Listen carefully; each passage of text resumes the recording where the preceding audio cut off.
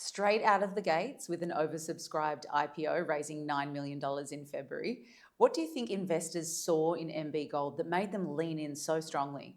I guess there's three main things. The first is the project's in a great location, good jurisdiction.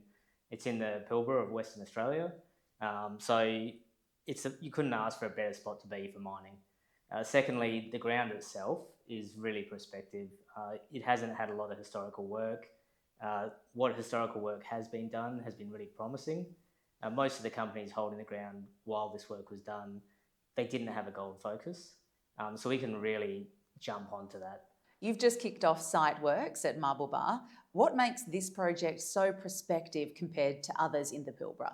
I guess it's the lack of historical focus on gold exploration on these specific tenements. Douglas Find and Twin Veins are relatively newly discovered prospects with good drill results already, while in a lithium-focused company. And then Razorback hasn't been drilled since 2007, when initial drilling suggested it was quite positive, they should do more work, but the JV ran out of money. These prospects are also sitting around a granite that very recently has just been found to host significant alteration, including disseminated sulfides.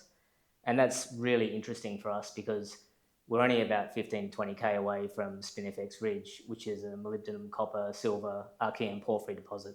How far away are we from rigs on the ground and drilling underway? Imminently. So all the pad preparation is complete. The rig's mobilising to site as we speak, and we'll announce to the market the second they're on a pad and drilling. Twin Veins and Douglas Find are your initial drill targets. What excites you the most about those specific prospects? I guess Twin Veins has exceptionally good results from initial drilling. So we really want to step out and see what's there. How, is the mineralisation continuous? What are these vein orientations? What's the kind of depth extent? Can we make a resource out of it? And Douglas Find has only really had one drill hole that's gone into it with some good intercepts. And so we really need to understand that large soil anomaly to see, is there something significant there? There's mention of historic results. How strong are those and how do they guide your current drilling strategy? Yeah, so at Razorback, you've got things like 12 metres at 2 grams from surface, which is quite good. Twin Veins, you've got 12 metres at 2.95 gram. You've got 7 metres just under 5 gram. These are pretty solid results. They're guiding our exploration because we want to be able to step out and see how big these things could be. We need to understand vein orientations.